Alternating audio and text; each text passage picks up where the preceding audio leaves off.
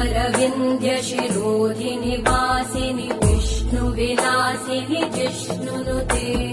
भगवति हेशिति कण्ठकुटुम्बिनि भूरि कुटुम्बिनि भूरि कृते जय जय हे महिषासुरमर्दिनि रम्यकपर्दिनि शैलसुते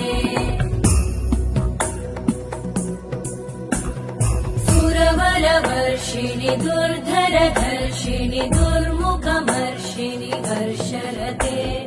त्रिभुवनपोषिणि शङ्करतोषिणि कल्मषमोषिणि घोषरते तनुजनिरोषिणि दितिसुतरोषिणि दुर्मदशोषिणि सिन्धुसुते जय जय हे महिषासुरमर्दिनि रम्यकपर्दिनि शैलसुते अयि जगदम्ब मदम्ब कदम्ब वनप्रियवासिनि आसरते शिखरि शिरोमणि तुङ्ग हिमालय शृङ्ग निजालय मध्यगते मधुमधुरे मधुकैटभगञ्जिनि कैटभभञ्जिनि रासरते जय जय हे महिषासुरमर्दिनि रम्यकपर्दिनि शैलसुते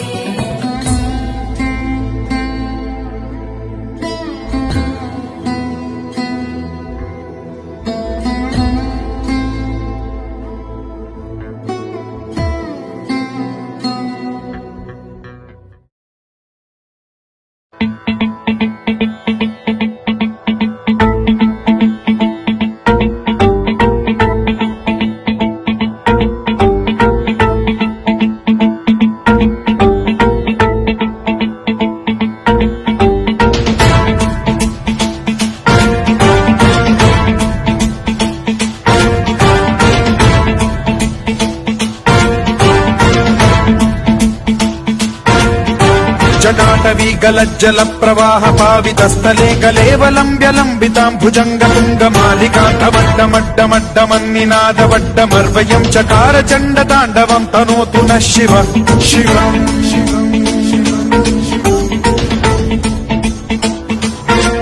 जटाभुजङ्ग पिङ्गल स्फुरत्फणामणि प्रभा कदम्ब कुङ्कुमद्रव प्रलिप्त दिग्वधूमुखे मदान्ध सिन्धुरस्फुरत्वगुत्तरीय मेदुरे मनो विनोदमद्भुतं बिभर्तु भूत भर्तरि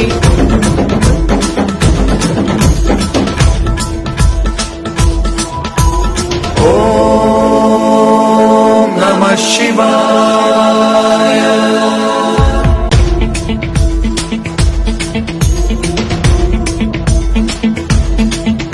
सदाशिवं भजाम्यहं सदाशिवं भजाम्यहम् ॐ नमः शिवाय प्रफुल्लनीलपङ्कज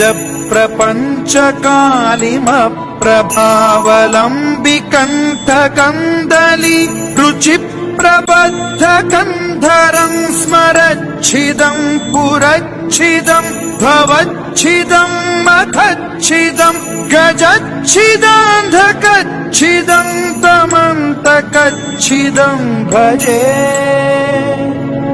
अखर्व सर्वमङ्गलाकलाकदम्ब मञ्जरी रसप्रवाह माधुरी विजृम्भणा मधुव्रतं स्मरान्तकं पुरान्तकं भवान्तकं मखान्तकं गजान्तकान्धकान्तकं तमन्तकान्तकं भजे